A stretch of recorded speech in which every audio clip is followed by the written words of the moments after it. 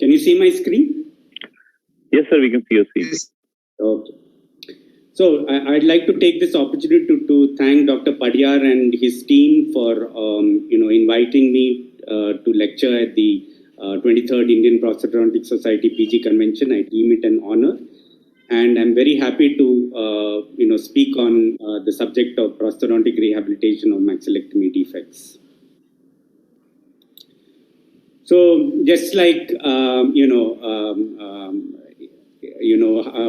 Nikhil is my mentee. I'm of course nowhere near this great man, and this great man is, of course, we all know Dr. John Bumer III, and he took it upon himself to take me on and his mentee in the late 1990s, and made me what I am in dentistry, especially maxillofacial prosthetics. And also he taught me not only to be a good prosthodontist, but also to be a good human being. So that's how much I credit him. And this was, of course, in the Kochi conference just before the lockdown that we had. So if you look at the National Cancer Registry in India, we find that the age standardized incidence rate of oral cancer in India is 12.6 per 100,000 population, which is a huge number actually. So we deal with a huge number of cancer cases every year. And if you look at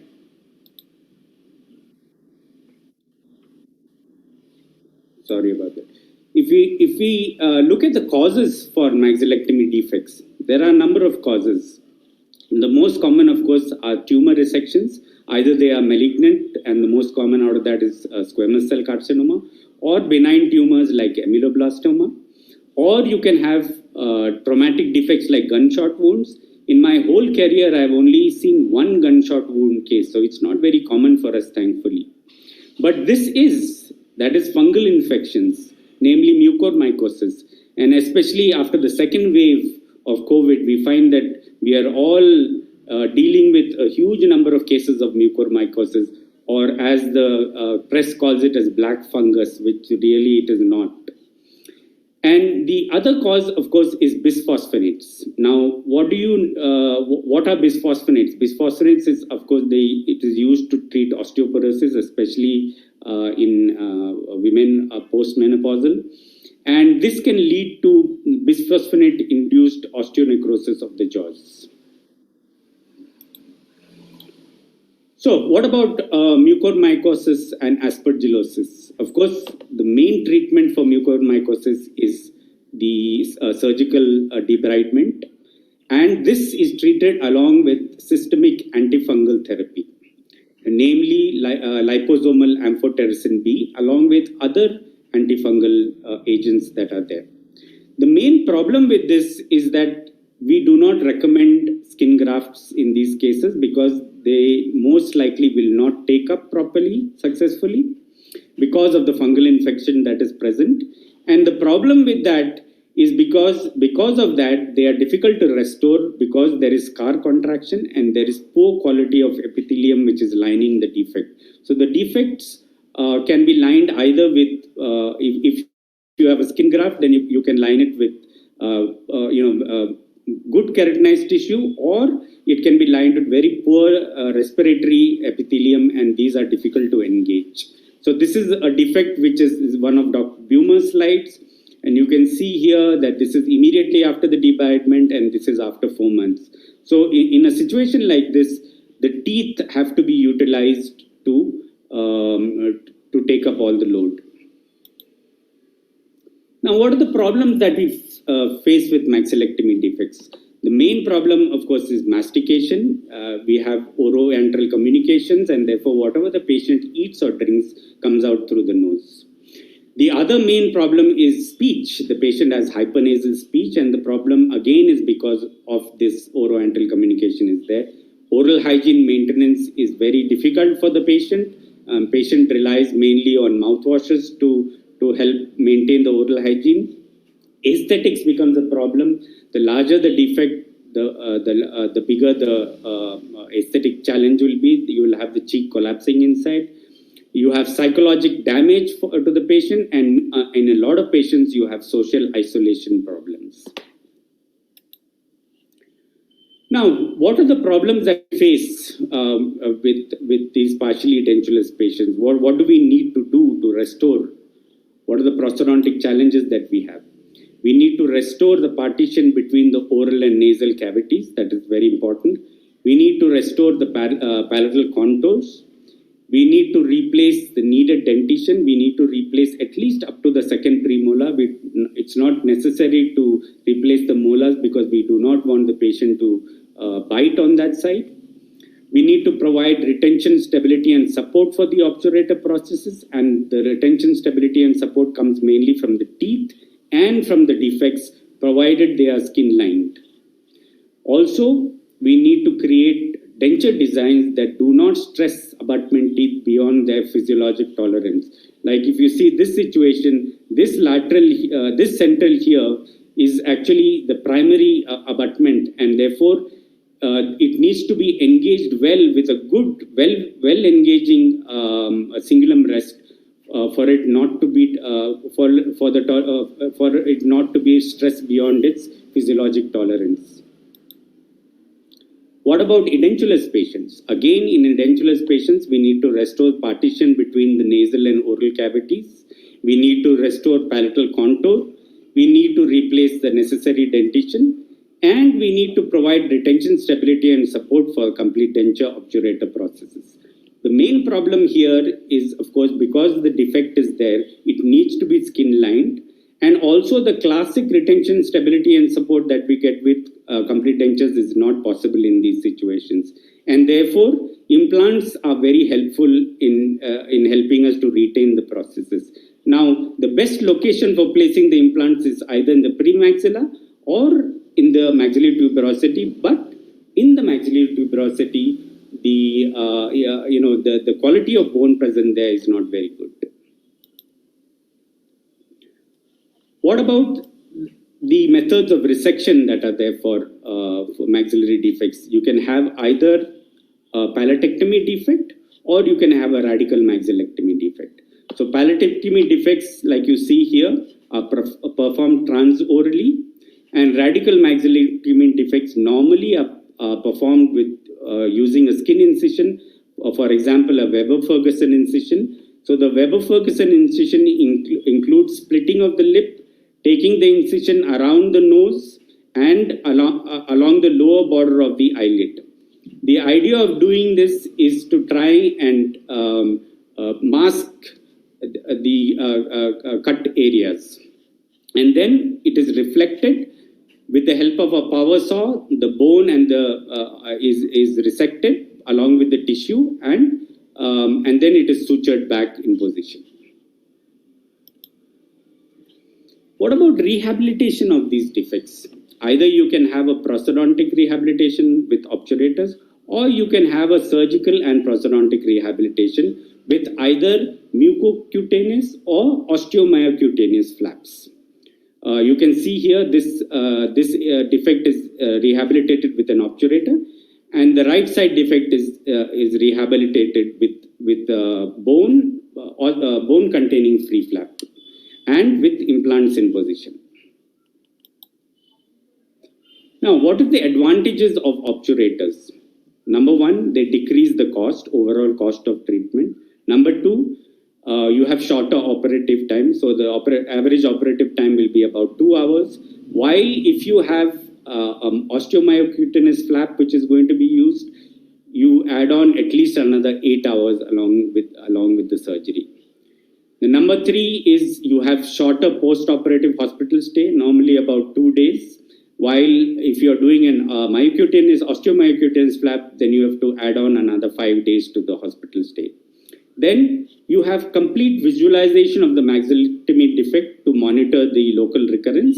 So if you have an obturator and you can take the obturator off and check inside the defect and if any recurrence is occurring. Then, of course, the palatal contours will aid in speech and mastication. It will not allow food or liquids to enter in. And you have restoration of function in timely manner with minimum surgical intervention. So these are the advantages of an obturator. Like I said here, in this situation, in this edentulous, partially edentulous situation, you can see that this area there is local recurrence that is taking place, and therefore that can be visible. What about myocutaneous and osteomyocutaneous flaps? Okay, so these flaps can be used to close large defects surgically. So what is the difference between myocutaneous and osteomyocutaneous? Myocutaneous is only soft tissue, and osteomyocutaneous is bone along with soft tissue. Now, I've written unfavorable flap in this or myocutaneous flap, and I've written favorable flap in this osteomyocutaneous flap. Now, why do I say unfavorable? So, what are the disadvantages of these large musculocutaneous flaps? So, these large volume musculocutaneous flaps, they suffer from lack of support. So, they do not have support in themselves. And this results in ptosis. What is ptosis? Ptosis is projecting into the oral cavity, and in a situation like this, it is very difficult to do dental rehabilitation. Now, what would you do if a patient like this came to you? The best would be to remove this soft tissue flap that is present over there and skin line that defect. If that is not possible, then as a compromise, if implants are possible on the edentulous ridge, then implants could be used and prosthesis could be fabricated. What is the other disadvantage of musculocutaneous flaps? Flap failure could happen, and it becomes difficult to rehabilitate those situations because the defect is not well contoured. It is very, very important that the defect be well contoured if the prosthesis needs to be fabricated well. This is an osteomyocutaneous flap. You can see this situation here where except for one tooth, the rest of the maxilla is removed. We have gone in and placed a fibula-free flap with 4 implants inside. We go in after about 4 months once osseointegration takes place, and then we fabricate an implant retained prosthesis for the patient. I will be showing this a full case to you at the end of the presentation, rehabilitated. What about the quality of life of patients who have obturators and flaps? Is there a difference between them?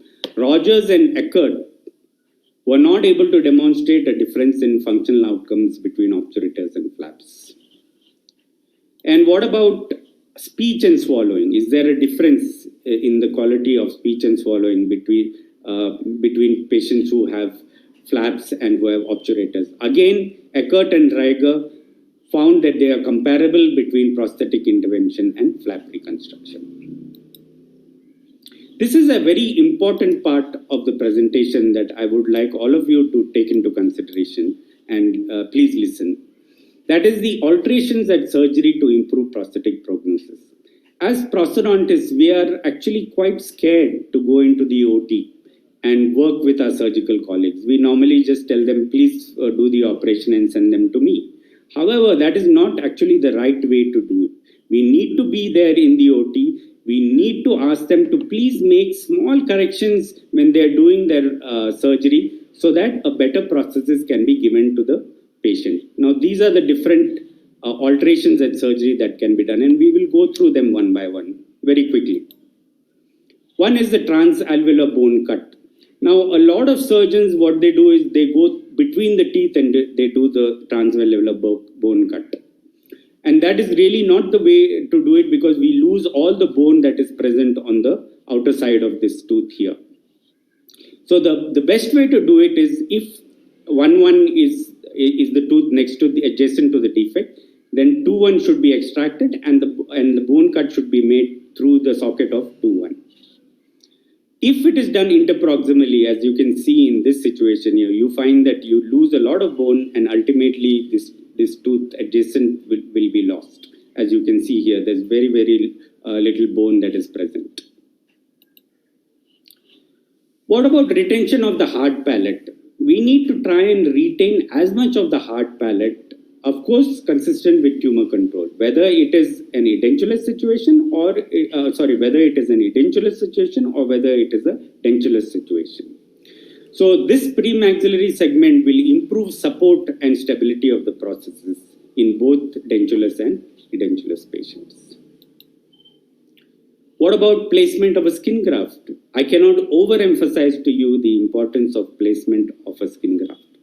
The tolerance and retention of the processes is improved considerably if the cheek flap is lined with a split thickness skin graft, as you can see here. You can see a split thickness skin graft here. The skin graft will limit scarring and increase the flexibility, and once the flexibility is increased, a well-fitting obturator can be given and you can get very good aesthetics.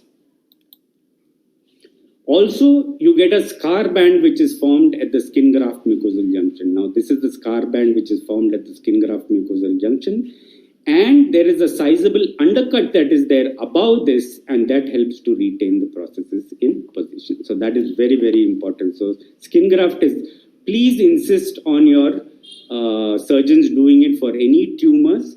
Of course, in mucormycosis cases, it is not advisable to do a skin graft. What about the palatal margin? You can see the cut margin of the defect, and that acts as a fulcrum line around which the processes rotates. So whenever possible, a portion, if possible, a portion of the soft tissue can be preserved and lined over this area so that this area can rotate, that the processes can rotate around this area. Again, preservation of the soft palate, very, very important. We all know that the middle third of the soft palate is responsible for palatal elevation during velopharyngeal closure. What is velopharyngeal closure? Velopharyngeal closure is the closure between the oral and the nasal, communication between the oral and the nasal. It normally occurs between the velum, that is the soft palate, the pharyngeal wall, and the lateral pharyngeal walls. Okay, so that is very important. Now, if only the posterior portion is remaining, especially in dentulous patients where you have number of teeth, then this shrinks towards the pharyngeal wall and we cannot make a good soft palate processes for the patient. And therefore, in dentulous patients where there are sufficient teeth, this posterior 1/3 of the soft palate can be removed. But in edentulous patients, if the soft palate, if it is a radical maxillectomy and the processes needs to be suspended onto this for it to hold, because there is no other area where implants can be placed or any other way of retaining, then this portion of the posterior 1/3 of the soft palate must be preserved. What about access to the defect? So it's very important to provide access to the superior and lateral portions of the defect. Now, a defect like this is a very poor quality defect because here you have the turbinates. When the turbinates are exposed, they hypertrophy, and if they touch the processes, it starts bleeding there. Therefore, the surgeon needs to remove these turbinates and skin line this area to be able to get a good processes which is engaging these key areas. What about implants? Implants are vital in maxillofacial prosthodontics, and they have revolutionized maxillofacial prosthodontics. So implants provide retention, they enhance support, and they improve stability of the obturator. So they are very, very vital. So like I had said earlier, the ideal location is the premaxillary segment, and the maxillary tuberosity also can be used, although the bone is not very dense in this area. So this is a case of pre-COVID mucormycosis, where the complete maxilla had to be removed, and we have put quad zygoma over here, and this case will be shown later on. Here again, we have placed 2 implants here and placed ball attachment to help us retain the obturator. This is a case where an osteomyocutinous flap was done after resection of the tumor. We have gone in and placed 3 implants here. And after 5 months, we have gone in, exposed them, placed a cast partial framework here, and given implant retained, ball attachment retained processes to the patient. In a situation like this, probably a fixed is not a good alternative because number one, this pink portion is very difficult to retain. Number 2, cleansability is very difficult for the patient. So it's always better to give a removable prosthesis, and this patient is able to chew almost anything. So this is the final prosthesis in position. Of course, there are many classification systems, and I'm not going to go through the classification systems today because of paucity of time. Of course, Armani's classification is known to all of us. Then you have OK's classification, which is a defect-based classification, a surgical prosthodontic-based classification, and the same thing with Brown's classification. So Armani's classification, of course, he proposed to discuss the metal framework designed for maxillectomy patients. It's divided into 6 groups based on the relationship of the defect to the abutment teeth. So you can see here that there are 6 classes here, and we are not going to go into the detail of these. Then, of course, OK in 2001 made another classification, and this is a defect-oriented classification. It is a surgical prosthodontic classification, and he divided them into 3 major classes: class 1, class 2, class 3, and 2 subclasses, that is F and G. And altogether, there were 8 different defects of the hard palate and maxilla are characterized within this system. So you can see here, this is, you can read this article. This is in JPD in 2001. So class 1 defects are the smaller defects, so they can close. If they are less than 2 centimeters, they can be closed with a soft tissue flap. So you can do a soft tissue reconstruction, or prosthodontic obturation can be done. If it is class 2, then either prosthodontic obturation or vascularized bone containing free flaps can be placed along with the denture that I showed you. And class 3 is, of course, vascularized bone containing free flaps and a prosthesis. Now, what are the different types of maxillary prosthesis? And because of paucity of time, I will be talking only about partially dentulous cases today. I will not have time to go into the others. So you have 3 different types. You have immediate or surgical obturators, you have intermediate or interim obturators, and you have definitive obturators. So these are the 3 different types of prostheses. Now, surgical obturators are normally given immediately post-surgery. They are usually made of clear acrylic resin, and the reason for that is when they are placed, if there's any blanching, then they can be trimmed. The surgical obturation can be done either with gutta percha, or we mainly do it with bismuth iodoform ribbon gauze. And their main function is limited to restoration of palatal integrity and reproduction of the palatal contour, as can be seen here. So how do you go about it? I normally take an alginate impression, which is slightly overextended posteriorly, pour up a model, get the cut margin from the surgeon where it would be, and then trim off all the teeth that are there and contour the ridge, and then make C-clasps on the teeth and make it out of cold cure acrylic. I normally make it out of cold cure acrylic, but if possible, I do make it out of heat cure acrylic also. We also make some holes interdentally, and if required, we can try and wire these prostheses together. The other thing we can do is we can drill a hole in the residual palate and put a palatal screw over there. And normally these are kept for about 2 weeks at a time. So these are chemically sterilized and they are sent to the operation theater. After the surgery, after the skin grafting is done, we pack the defect with antibiotic Vaseline gauze or bismuth iodoform gauze. We place the surgical obturator in position, and if required, put a palatal screw, and then we close it up and suture the external incision. After about 2 weeks,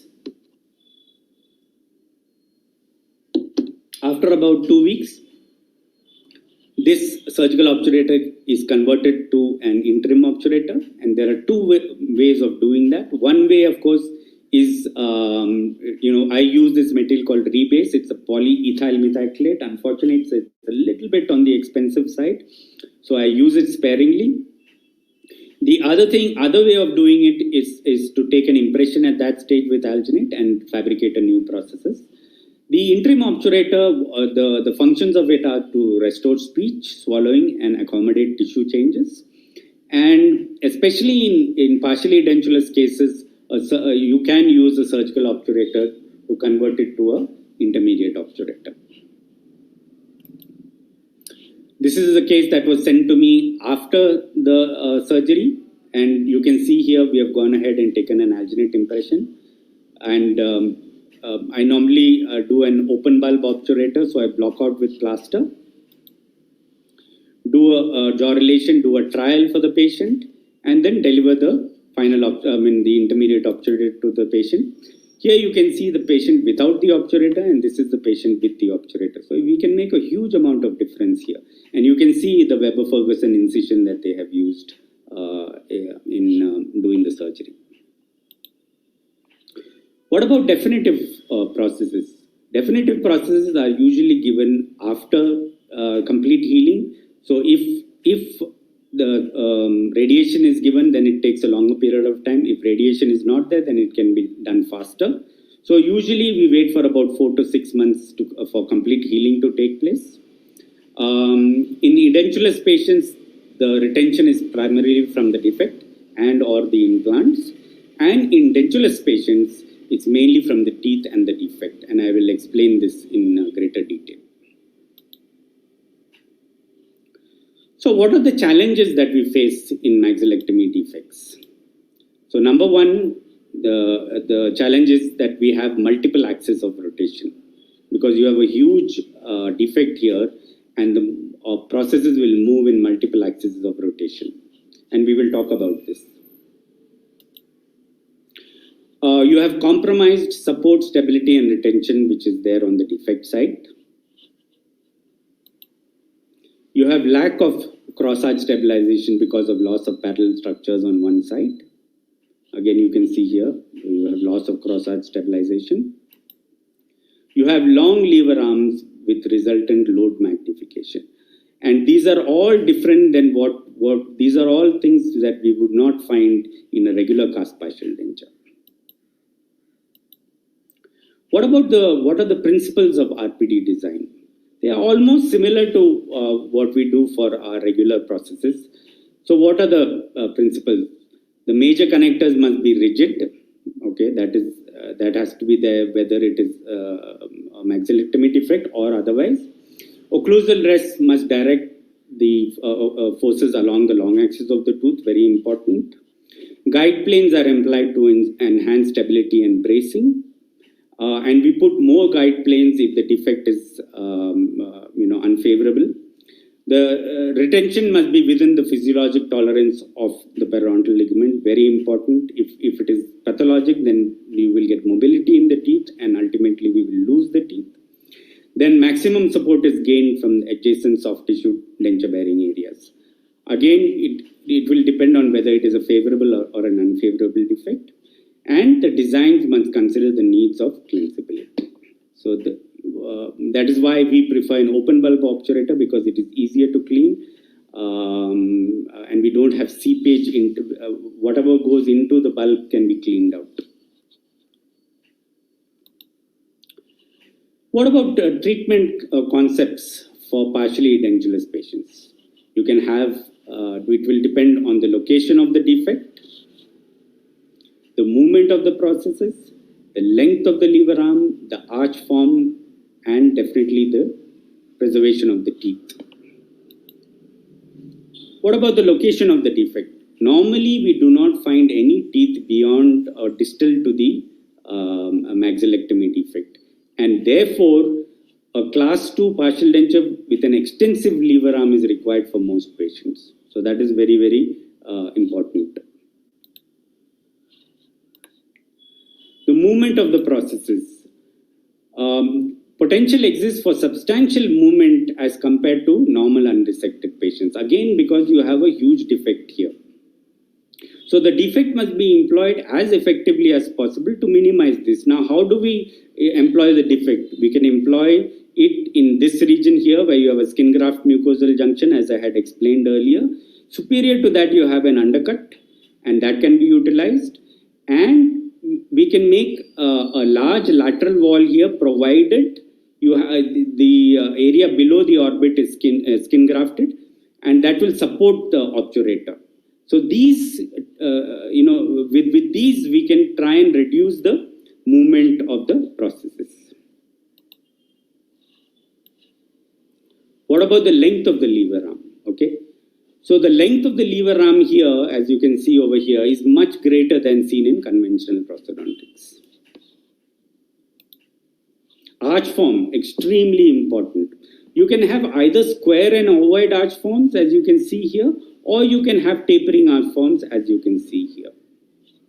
So the square and ovoid arch forms possess more palatal bearing surface perpendicular to the occlusal load. So you can see here that it has more palatal bearing area, and in the tapering arch form you can get much less palatal shelf area. So the indirect retention is more effective with ovoid and square arch forms than with tapering arch forms. And of course, preservation of teeth is very, very important. Okay, so the RPD design must anticipate and accommodate the movements, because if we have pathologic stresses on the abutment teeth, we will lose those abutment teeth. What is the clinical significance of this? So if the RPD designs do not conform to this, it will lead to premature loss of the teeth. This is one of Dr. Bumer's cases, and you can see how beautifully the cingulum rests are made here. They are positive cingulum rests, and the framework will go in and engage that area properly. And normally he creates a perforation where the cingulum rests is, so that you can actually see the processes going and engaging the positive rest.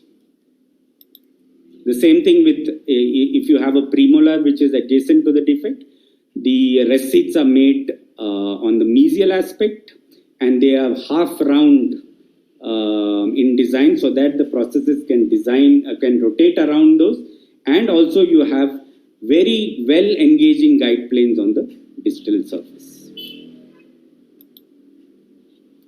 Now, what about fulcrum lines?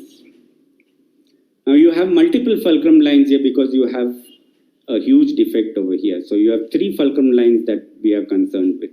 You can have AB, CD, and EF, 3 fulcrum lines. So, these are dynamic based on where the load will be applied. So, if the load is applied in area 1, then your fulcrum line is AB. If the fulcrum line is applied in area 2, then the fulcrum line is CD, which is the most important because there is a good possibility of the patient incising food in this region here.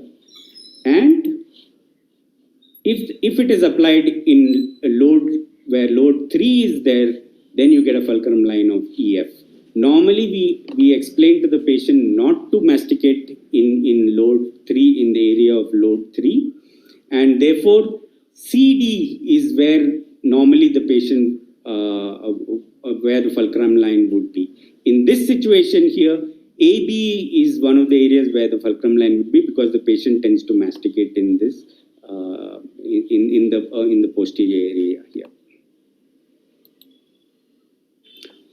What about the defect? Now, the defect is very, very important when it comes to these processes. So, for retention stability and support, we need to be able to engage the defect as much as possible, and that will depend on whether it is favorable or unfavorable. I've been talking about favorable and unfavorable defects.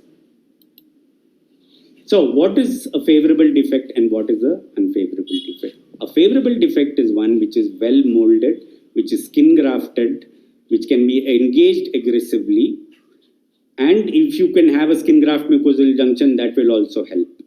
So, an unfavorable defect is one which does not have those, which does not have a skin graft mucosal junction, and which does not have good keratinized tissue. So, what will be the difference in the design between your favorable defect and unfavorable defect? In a favorable defect, we do not need to engage the palate as much as we would in an unfavorable defect.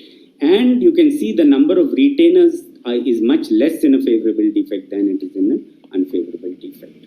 So that is a very, very important. So I cannot overemphasize how much the defect actually makes a difference. Now let's talk about a couple of cases that are there. So this was one of our cases. My first mucormycosis case, which I treated about 11 or 12 years ago. This is after the complete healing has taken place. You can see we have crowned the premolar and the molar to help get better retention. I always use alginate to take my preliminary impressions. I'm not a big fan of putty. I know there are people who do it, and that's fine. So what I do is I use some hard wax like Cavex wax. I use the Cavex hard wax. I build up about 3/4 of the defect with wax, spray it with alginate adhesive. I know it's difficult to get alginate adhesive here, so that the alginate will stick to the wax. Load up and take a preliminary impression of the patient. This, of course, is done after the mouth preparation is done. Then we go ahead and we fabricate a framework, as you can see here. And here I've tried the framework in the mouth and done physiologic adjustment as described by Kratovil. So this is with the framework in position. Then I blocked out all the undercut areas and make a special tray. Special tray, we go ahead and we apply green stick and we take a preliminary, we do border molding, sorry. Then we cut back about 2 millimeters, apply tray adhesive on that, and here I've used light body polyvinyl siloxane to take the final impression. So this is with the framework in the position. It's very important to see that your partial denture framework sits down properly when you are doing this. Otherwise, the whole thing will go wrong. It will not. Your final process will not sit in the mouth. And then we go ahead and remove the palatal portion of the area where the impression was made, and you can see the difference. This is with the preliminary impression and this is with the final impression. Then, of course, we make a heat cure denture base and do jaw relations. And because the heat cure denture base is done, we destroy the model. We do a pickup impression and pour it up, do a bite registration, do a trial in the patient's mouth.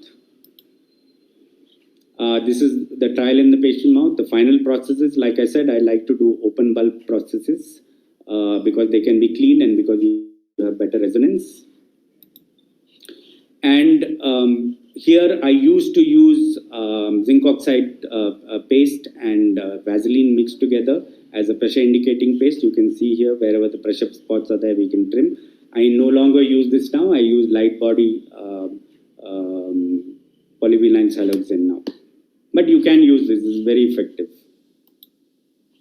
This is the final processes in the position. You can see how the rests are engaging properly. That is very, very important to see that your rests engage properly.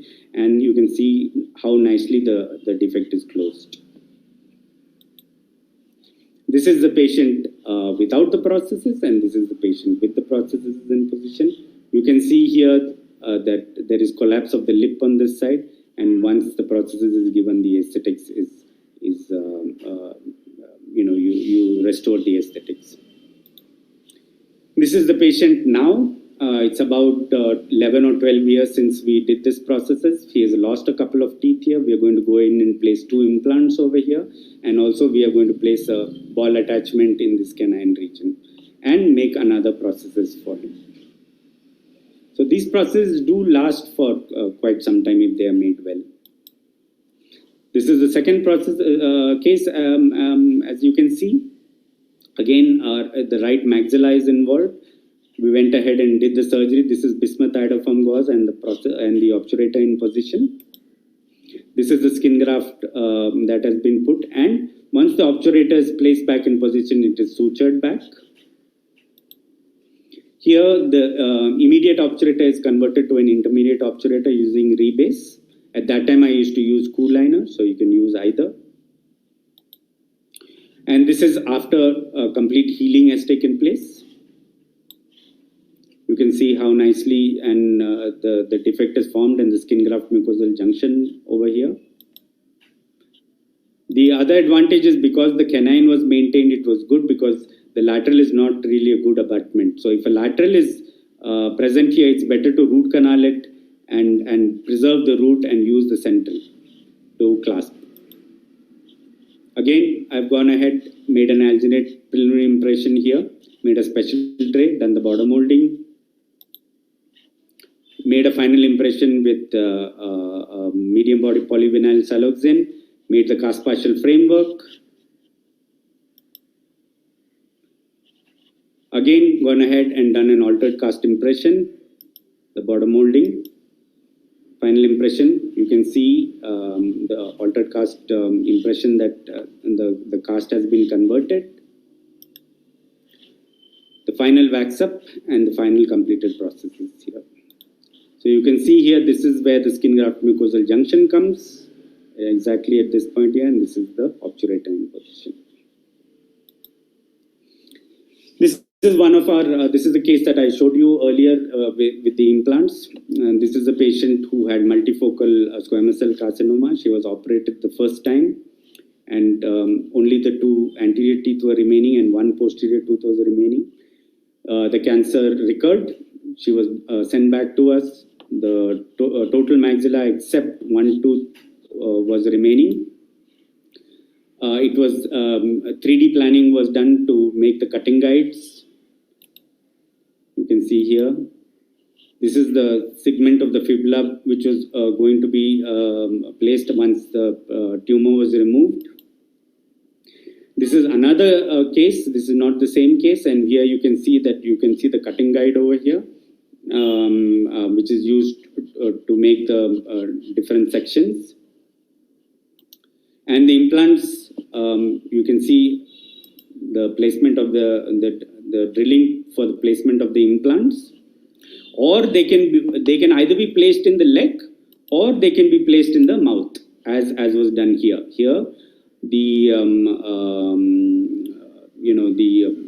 segment was plated and then the implants were placed. We waited for about 4 to 5 months, went ahead, exposed it. We have developed a technique called DGER, that is Dr. Vinay Kumar and myself, that is denture guided epithelial regeneration. If you see here, this is the fibula bone, this is the soft tissue paddle that is there, and this is the fat that is there in the middle. So what we do is we section it in 2 places. This is the buccal flap and this is the lingual flap. And and then we go in and remove all the fat from inside. We suture this down here and we suture this down here. And you can see here that we are getting a buccal vestibule here and a lingual vestibule here. Then we engage the implants. Here we have engaged the implants with the plate, and slowly we actually expose the bare bone, provided the patient has not been irradiated. We do subperiosteal dissection. This is after 1 month. You can see it's starting to epithelialize. We have taken an impression here, made implant retained processes for the patient. This is a patient without the process, this is a patient with the processes in position. And this is after 6 months. You can see how beautifully the tissue has keratinized. In this area, there is some inflammation. That is because there was a plate that was exposed there, and that plate had to be removed. So this is 18 months after the process was given to the patient, and you can see that we have good keratinized tissue around the processes, and you can see the fibula is taken up very well over here. This is the last case that I will be showing, and it's a total maxillary case, which is a pre-COVID mucormycosis case. You can see the mucormycosis here. Initially, it was thought that these anterior teeth could be saved, but unfortunately, we were not able to save those teeth, and the total maxilla had to be removed. So you can see here the total maxilla was removed here. The surgery was done by my colleague, Dr. Anjan Shah. You can see quad zygoma implants were placed for the patient. We waited for 3 months. The patient was treated with amphotericin B. The impression posts were placed on the model like this here in section. They were placed inside the mouth and they were splinted together. A well-extended impression tray was fabricated. And then we took an impression, we injected light body around the copings and injected medium body around the rest of the special tray and fabricated impression like this. This is how the implants are in the mouth. This was the bar that was fabricated with ball attachments on it. This is the Patrick's with the attachments in them. This is the trial of the processes. And this is the bar, and this is the bar, the denture that is fabricated, final bar that is fabricated, final denture that is fabricated. This is the denture in the patient's mouth, and you can see that we have maintained very good aesthetics for the patient, as you can see here. This is OPG showing the processes in position. This is the patient's speech without and with the processes.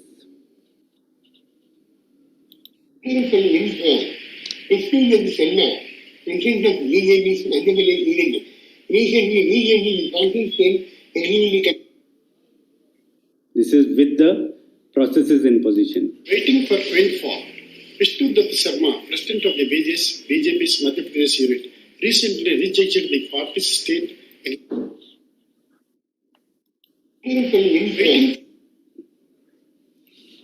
So, restoration of acquired surgical defects. So, what has contributed to us getting much better outcomes that were there than were there earlier? The two main contributing factors are free vascularized flaps, like I showed, fibula-free flaps, and of course osseointegrated implants. These are the two main factors. But the most important contributing factor is multidisciplinary approach.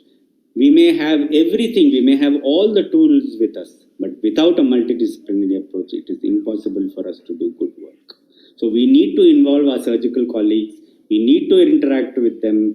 Don't get afraid of going to the OT. Start doing it, and believe me, I started the same way. I was scared when I went in first, but slowly the confidence will come. So what is the take-home message? OK's class 1 and class 2 are best rehabilitated with obturators. In OK's class 3, defects are best rehabilitated with a combination of surgical bony reconstruction and implant-assisted prosthodontics. And of course, zygoma implants can assist in rehabilitation of total maxillectomy defects. This is a group that we have started specifically on Facebook. It's called Maxillofacial Prosthodontics. We have about 300 plus members now. I encourage you to please join and post your cases, and we can talk about cases. This is for all of us to, there is no commercial interest in this. So please